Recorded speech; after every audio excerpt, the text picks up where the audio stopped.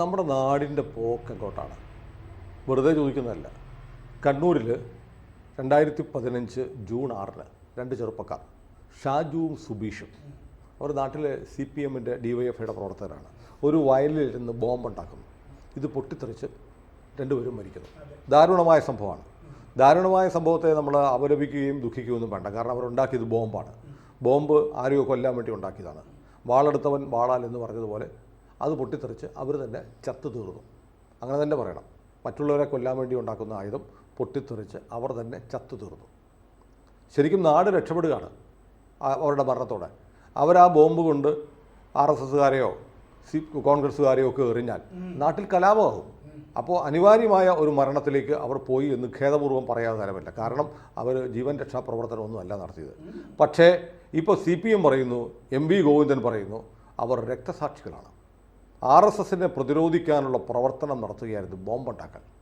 ഇതെന്ത് Israel Hamas യുദ്ധമോ? ഈ രാജ്യത്ത് രാഷ്ട്രീയ പാർട്ടി മറ്റ് എതിരാളികളെ തകർക്കാൻ വേണ്ടി ബോംബുണ്ടാക്കുന്നു. അതിൽ കൊല്ലപ്പെടുന്ന ആളുകളെ അവരുടെ ഓർമ്മ നിലനിർത്താൻ വേണ്ടി നാട്ടുകാരുടെ പണം പിരിച്ച് നാട്ടുകാരെ മുഴുവൻ അപഹസിക്കും വിധം ഒരു സ്മാരകം ഉണ്ടാക്കുന്നു. CPMൻ്റെ സംസ്ഥാന കമ്മിറ്റി സെക്രട്ടറി പോയി അടുത്ത ദിവസം അത് ഉദ്ഘാടനം ചെയ്യാൻ പോകുന്നു. എന്താണ് ഈ കേരളത്തിൽ നടക്കുന്നത്? ഇത് കഷ്ടമാണ്. കാരണം എന്താണെന്ന് വെച്ചാൽ ഇന്നലെ വീണ്ടും ഈ സംഭവവുമായി ബന്ധപ്പെട്ട് അന്നത്തെ പാർട്ടി സെക്രട്ടറി കോടിയേരി ബാലകൃഷ്ണൻ ഇതേപ്പറ്റി പറഞ്ഞത് കണ്ടു. ഇവർ പാർട്ടിക്കാരല്ല, ആ ബോംബ് പൊട്ടി ഇവർ മരിച്ചതിന് പാർട്ടിയുമായിട്ട് ഒരു ബന്ധവുമില്ല എന്ന് കോടിയേരി ബാലകൃഷ്ണൻ പറഞ്ഞിരുന്നു. കോടിയേരി പറഞ്ഞതിൻ്റെ പിറ്റേന്ന് ഇവരുടെ മൃതശരീരം ഏറ്റുവാങ്ങിയത് P. ജയരാജനായിരുന്നു. അതെ, P. ജയരാജനായിരുന്നു എന്ന് മാത്രമല്ല, അത് കഴിഞ്ഞ് താമസിയാതെ പാർട്ടി ഈ സ്മാരകം നിർമ്മിക്കാനുള്ള ധനസഹായം, അതിനുള്ള മറ്റേ റെസീറ്റൊക്കെ അടിച്ച് ആ പണമൊക്കെ പിരിവും തുടങ്ങിയിരുന്നു. അപ്പോൾ ഇവരുടെ രക്തസാക്ഷികളായി ഇവർ കാണുന്നത് ബോംബ് ഉണ്ടാക്കിയിരുന്ന ആളുകളെയാണ്. എന്ന് പറഞ്ഞാൽ പാർട്ടി അറിഞ്ഞിട്ട് നടക്കുന്ന ഒരു കുടിൽ വ്യവസായമായിരുന്നു ഈ ബോംബ് നിർമ്മാണം. അത് ഒറ്റപ്പെട്ടതുമല്ല. അങ്ങനെ കുടിൽ വ്യവസായ സ്ഥലങ്ങൾ അവിടെ പല കാലത്ത് പലതും ഉണ്ടായിട്ടുണ്ട്. ഇത് പാനൂരിൽ ഇപ്പോൾ അടുത്ത കാലത്ത് ബോംബ് മറ്റേ വടകര തെരഞ്ഞെടുപ്പുമായി ബന്ധപ്പെട്ടതാണെന്ന് പറയുന്ന ഒരു ബോംബ് തന്നെ പൊട്ടി ഒരാൾ മരിച്ചു. അതിലും കുറച്ച് മാസങ്ങൾ കഴിഞ്ഞാൽ അത് ഒരു രക്തസാക്ഷിയും കുറച്ച് കഴിയുമ്പോൾ വരും. അതിനൊരു ജീവിക്കുന്ന രക്തസാക്ഷി കൂടിയുണ്ട് സാർ. അത് ഈ ലൈഫ് പദ്ധതി പ്രകാരം ഒരു പാവപ്പെട്ട സ്ത്രീക്ക് അനുവദിച്ച് കിട്ടിയ വീടിൻ്റെ 3/4 ഭാഗം പണി തുറന്നു. ആ വീട്ടിലിരുന്നാണ് ഈ ബോംബ് ഉണ്ടാക്കിയത്. എങ്ങനെ ആ സ്ത്രീ ഇനി അവിടെ താമസിക്കും? അതെ, എപ്പോഴും പേടിച്ചായിരിക്കും കഴിയുന്നത്. ഈ പരിപാടി എന്നിട്ട് ഇവർ എന്ത് ചെയ്യാന്ന് വെച്ചാൽ, ഈ സ്ഫോടനം നടന്ന സ്ഥലങ്ങളിൽ എന്താ ചെയ്യാന്ന് വെച്ചാൽ, സ്ഫോടനം നടന്ന സ്ഥലത്തിൻ്റെ പേരും കൂടി ചേർത്താണ് സഖാക്കൾ എന്ന് വിളിക്കുക. ഇവർ പുല്യോട്ട് സഖാക്കൾ. മുമ്പ് ബോംബ് സ്ഫോടനം നടത്തി ഈ രക്തസാക്ഷികളെ കിട്ടിയ സ്ഥലം ചെറ്റക്കണ്ടി സഖാക്കൾ. ഈ സഖാക്കൾ ശരിയാണ്, ഒരു ചെറ്റത്തരത്തിൻ്റെ പറ്റിയ സ്ഥലം തന്നെയാണ്. സ്ഥലനാമവും കൊള്ളാം. അതെ. എന്നിട്ട് ഇവരെന്ത് ചെയ്യുന്നു വെച്ച് കഴിഞ്ഞാൽ, പരിക്കേൽക്കുമല്ലോ ചില ആളുകൾക്കൊക്കെ, അവർക്ക് ചികിത്സ മുഴുവൻ പാർട്ടിയുടെ പണം കൊണ്ടാണ് ചെയ്യുക. ഈ കുടുംബങ്ങൾക്ക് ഇപ്പോൾ സുബീഷിൻ്റെ ഈ പറഞ്ഞില്ലേ രണ്ടുപേര്, ഇവരുടെയൊക്കെ കുടുംബത്തിന് സഹായം ചെയ്യും പാർട്ടി. ഈ പാർട്ടിയെ പറ്റി നിങ്ങൾക്ക് ഒരു ചുക്കും അറിയില്ല. അല്ല, വേറെ പിണറായി പറഞ്ഞു, ഈ കേരളത്തിൽ സ്വന്തമായി പോലീസും കോടതിയും ശിക്ഷ വിധിക്കുന്ന ആരാച്ചാർമാരുള്ള ഏക പാർട്ടിയാണ് CPM. നമ്മളാരും പറഞ്ഞതല്ല, ഈ പാർട്ടിയുടെ ഉത്തരവാദപ്പെട്ട ആളുകൾ തന്നെ പറഞ്ഞു. ഞങ്ങളുടെ പാർട്ടിക്ക് ഒരു കോടതിയുണ്ട്, പോലീസുണ്ട്, ശിക്ഷ നടപ്പാക്കാൻ സംവിധാനമുണ്ട്. നമ്മൾ അരിയിൽ ഷുക്കൂർ വധത്തിൽ കണ്ടതാണ്. ലീഗ് പ്രവർത്തകനായ ഒരു പാവപ്പെട്ട ചെറുപ്പക്കാരനെ ഒരു വയലിൻ്റെ നടുവിൽ വെച്ച് വിചാരണ ചെയ്ത് കൊന്ന് നിഷ്ഠൂരമായി കൊലപ്പെടുത്തി നമ്മൾ കണ്ടതാണ്. അതെ, ഇങ്ങനെയൊക്കെ ചെയ്യുകയും ചെയ്ത് ജനാധിപത്യത്തെക്കുറിച്ച് പ്രസംഗിക്കുകയും ചെയ്യുന്നൊരു പാർട്ടിയാണ് CPM. അവരെ സംബന്ധിച്ച് അവർക്ക് എക്കാലത്തും കില്ലർ സ്ക്വാഡുകളുണ്ട്. അതിലേക്ക് ആളുകളെ വേണം. അവരെ പിടിക്കപ്പെട്ടാൽ ഞങ്ങളുടെ അല്ല എന്ന് പറയും. എന്നാൽ പിൻവാതിലിലൂടെ ഇവരെ സംരക്ഷിക്കും. കാരണം നാളെയും ഇവർക്ക് കൊലയാളികളെ ആവശ്യമുണ്ട്. കാരണം തള്ളിപ്പറയാം, പരസ്യമായി പൊതുജനങ്ങളെ കബളിപ്പിക്കാൻ, പൊതുസമൂഹത്തെ കബളിപ്പിക്കാൻ വേണ്ടി തള്ളിപ്പറഞ്ഞ് രഹസ്യമായി ഇവരെ സഹായിക്കും. അതാണ് ചെയ്തുകൊണ്ടിരുന്നത്. പക്ഷേ ഇപ്പോൾ അതിൻ്റെ ഉളുപ്പ് പോലും പാർട്ടിക്ക് മാറി. പരസ്യമായി ഇപ്പൊ കോടിയേരി എന്ന് പറഞ്ഞപ്പോ ഒരു ഉളുപ്പ് കോടിയേരിക്ക് ഉണ്ടായിരുന്നു. അതെ അതെ ഞങ്ങളുടെ ആളല്ല എന്ന് പറഞ്ഞ് കള്ളമാണ് പറഞ്ഞത്. കോടിയേരി അങ്ങനെയൊക്കെ പറയുന്ന ആളുമാണ്. കാരണം എന്നോടും ഒരിക്കൽ കള്ളം പറഞ്ഞിട്ടുണ്ട് കോടിയേരി. അതെന്താന്ന് വെച്ചാൽ പാലക്കാട് സംസ്ഥാന സമ്മേളനം നടന്നല്ലോ, അതിഭീകരമായിട്ട് വെട്ടി നിരത്തലുമൊക്കെ നടന്നു. മറ്റേ രവീന്ദ്രനാഥ്, ലോറൻസ്, അപ്പൊ കുട്ടമ്പള്ളിക്കുന്ന്, വി ബി ചെറിയാൻ അവരെയൊക്കെ താണ്ഡവം നടന്ന സമ്മേളനമാണ്. അപ്പോൾ അത് ഈ പുതിയ പാനൽ അവതരിപ്പിക്കുമ്പോൾ പഴയ സംസ്ഥാന കമ്മിറ്റി പാനലിലുണ്ടായിരുന്ന ഓ ഭരതനെ ഒഴിവാക്കി. ഓ ഭരതൻ പ്രൊട്ടസ്റ്റ് ചെയ്തു. എനിക്ക് അനാരോഗ്യമൊന്നുമില്ല, നിങ്ങളുടെ കൂട്ടത്തിൽ ഞാൻ ഇരിക്കുന്നുണ്ടല്ലോ, പിന്നെ അനാരോഗ്യം പറഞ്ഞ് എന്നെ എന്തിനാണ് ഒഴിവാക്കുന്നതെന്ന് ചോദിച്ചു. ഈ ചോദിച്ച സംഭവം ഞാൻ അറിഞ്ഞു. പക്ഷേ ഇത് ക്രോസ് ചെക്ക് ചെയ്ത് സ്ഥിരീകരിക്കണമല്ലോ. അപ്പോൾ അത് കഴിഞ്ഞ് സമ്മേളനം കഴിഞ്ഞ് കോടിയേരി AK സെൻറ്ററിൽ വന്നു. ഞാൻ കോടിയേരിയുടെ മുറി ചെന്നു. ഇങ്ങനെ കേട്ടല്ലോ സഖാവെന്ന്. ഏയ് അവിടെയൊന്നും അങ്ങനെയൊന്നും നടന്നിട്ടില്ല എന്ന് പറഞ്ഞു. അപ്പോൾ അതുകൊണ്ട് എൻ്റെ റിപ്പോർട്ട് ഒരു ദിവസം വൈകി. ഇത് ഇങ്ങനെ പറഞ്ഞല്ലേ ശരിയായിരിക്കുന്നു ഞാനും വിചാരിച്ചു. എന്നോട് അങ്ങനെ കള്ളം പറയേണ്ട കാര്യമില്ല. പിന്നെ ക്രോസ് ചെക്ക് ചെയ്യുമ്പോഴാണ് സംഭവം ശരിയാണ്. പക്ഷെ കോടിയേരി CPM മനുഷ്യപ്പറ്റുള്ളൊരു നേതാവാണ്. അതായിരുന്നു.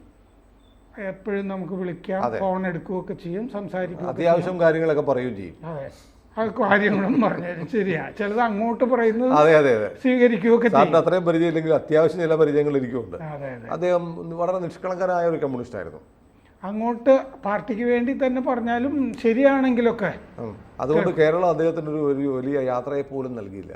ഒരു ലാഭയാത്ര കേരളം അർഹിക്കുന്ന ഒരു വലിയ അദ്ദേഹം അർഹിക്കുന്ന ഒരു യാത്രയപ്പുണ്ടായിരുന്നു, അതുപോലും കിട്ടിയില്ല.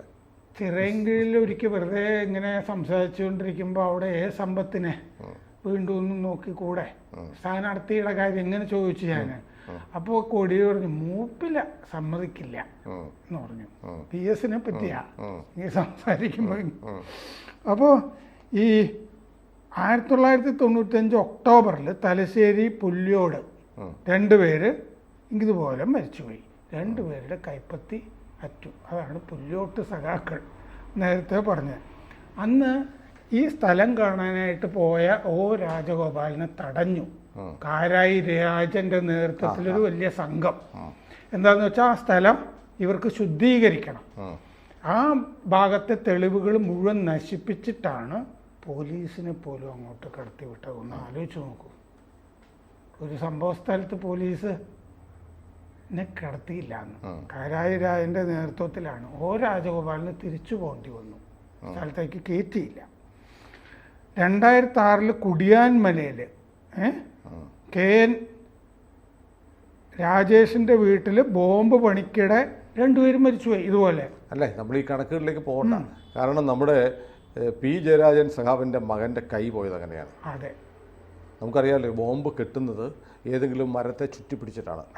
ഒന്നുകിൽ തെങ്ങിനെ അല്ലെങ്കിൽ ഒരു മരത്തെ കെട്ടിപ്പിടിക്കും, എന്നിട്ടാണ് ബോംബ് കിട്ടുന്നത്. അപ്പോൾ പൊട്ടിത്തെറിക്കും. അങ്ങനെ നിൽക്കുന്നത്, അങ്ങനെ കെട്ടുന്നതെന്ന് പറഞ്ഞാൽ ബോംബ് കെട്ടുന്നതിനിടയ്ക്ക് പൊട്ടാൻ സാധ്യതയുണ്ട്.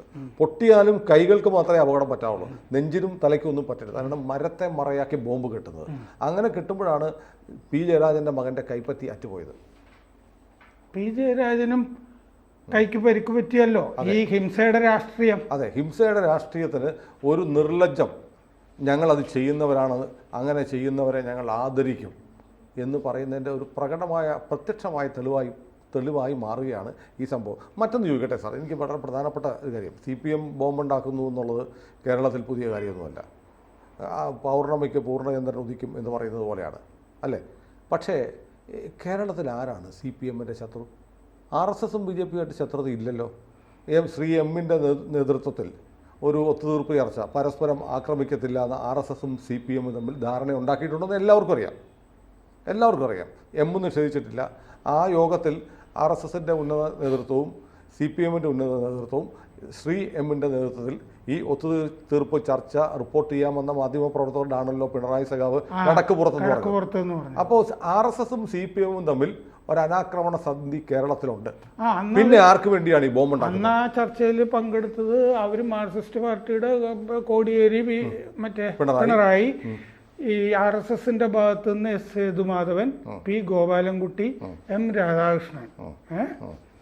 അപ്പോൾ അന്ന് അതിൽ ഈ പറഞ്ഞ 3 പേരിൽ ഒരാളുമായിട്ട് ഞാൻ ഈ കാര്യം സംസാരിച്ചിട്ടുണ്ട്. അപ്പോൾ എന്നോട് പറഞ്ഞത് സാറേ ഞങ്ങൾ പറഞ്ഞിട്ടൊന്നുമല്ല ഇത് ചെയ്യുന്നത്. ഇപ്പോൾ പാനൂരിലൊക്കെ അവിടുത്തെ ആ പ്രാദേശിക ആളുകൾക്ക് ചില ആളുകൾക്ക് തോന്നിയാലും ഒക്കെ ഇങ്ങനെയൊക്കെ സംഭവിക്കാം. ഞങ്ങൾക്ക് ഇത് നടക്കരുതെന്ന് തന്നെയാണ് ആഗ്രഹം. എന്തായാലും നഷ്ടപ്പെടുന്ന മനുഷ്യജീവനാണ്.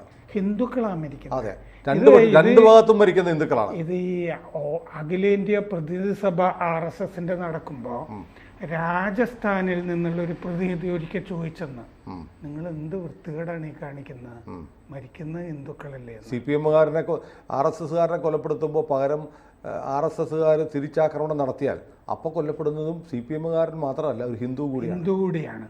അതാണ് ആ രാജസ്ഥാനിൽ നിന്നുള്ള പ്രതിനിധി. ഇത് അവരുടെ രഹസ്യമായിട്ട് വെച്ചിരിക്കുന്നതാണ്. എന്നോടൊരു സ്വയം സേവകൻ പറഞ്ഞാണ് അതിൽ പങ്കെടുത്ത ആള് ഇങ്ങനെ ഉന്നയിച്ചു, ഹിന്ദുക്കളല്ലേ കൊല്ലപ്പെടുന്നത്, നിങ്ങളെന്താണ്?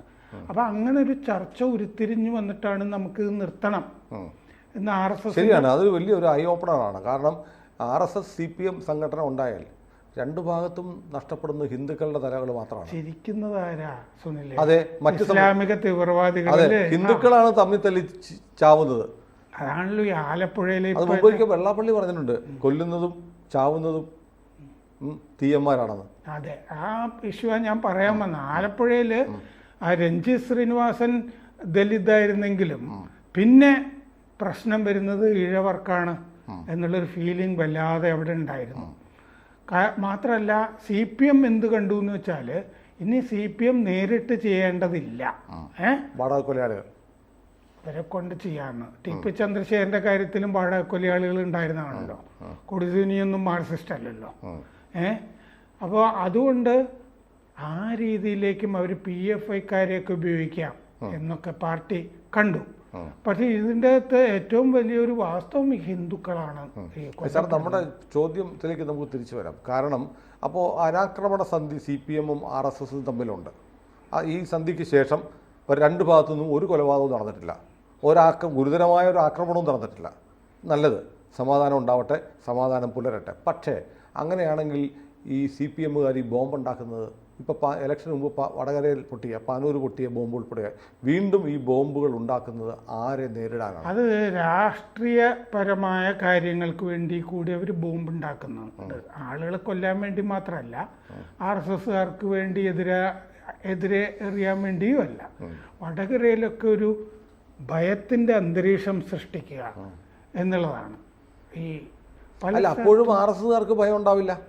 കാരണം നമ്മളെ ആക്രമിക്കത്തില്ല, നമ്മൾ കരാറുണ്ട്, പിന്നെ ആരാ ഭയപ്പെടുക? അതല്ല, ഭയപ്പെടുന്നത് ചില വോട്ടർമാർ വോട്ട് ചെയ്യാൻ ചില ഭാഗങ്ങളിൽ പോകണ്ട എന്ന് പാർട്ടിക്ക് തീരുമാനിക്കാമല്ലോ.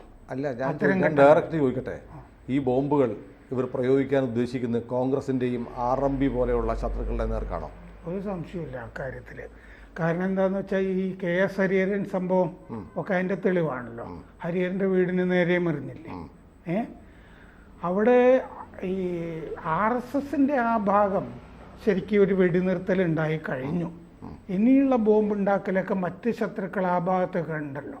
ഒഞ്ചിയം, വേറെ ചില സ്പ്ലിൻഡർ ഗ്രൂപ്പുകളൊക്കെ ഉണ്ടല്ലോ. ആ ഗ്രൂപ്പുകളൊക്കെ പേടിപ്പിക്കാനും. അതുകൊണ്ടാണ് സുധാകരനും സതീശനും അതിശക്തമായി ഇതിനെതിരെ നിലപാടെടുക്കുന്നത്. അതാണ് തങ്ങൾക്കുള്ള ബോംബാണെന്ന് വ്യക്തമായി അറിയാം. ഇനി RSSനുള്ളതല്ല. കാരണം RSSും ഇവർക്കും മനസ്സിലായി അത്, CPM-നും. കാരണം ഈ പട്ടികയിലെ ആളുകളുടെ എണ്ണം കൂടുന്നതല്ലാതെ ഇതുകൊണ്ട് പ്രയോജനമൊന്നുമില്ല എന്ന് മാത്രമല്ല, അവരുടെ നിലനിൽപ്പിനെ തന്നെ അത് ചോദ്യം ചെയ്തു തുടങ്ങി. പാർട്ടിയിലെ വിഭാഗീയതയും കണ്ണൂരിലെ പല ഗ്രൂപ്പുകളും ഒക്കെ വന്നിട്ട് അവരുടെ തന്നെ അസ്തിത്വത്തെ ചോദ്യം ചെയ്യുന്നു. മലബാറിലെ കോൺഗ്രസ്സുകാർ മോശമൊന്നുമല്ല. പണ്ട് ചീമേനിയിൽ CPM ഓഫീസിന് തീയിട്ട് CPM പ്രവർത്തകരെ കൊലപ്പെടുത്തിയത് കോൺഗ്രസ്സുകാരാണ്. അല്ല, സുധാകരൻ്റെ ഒരു ഗൺമാനെ പറ്റി പറയാം. അതെ, അപ്പം ബോംബുണ്ടാക്കാൻ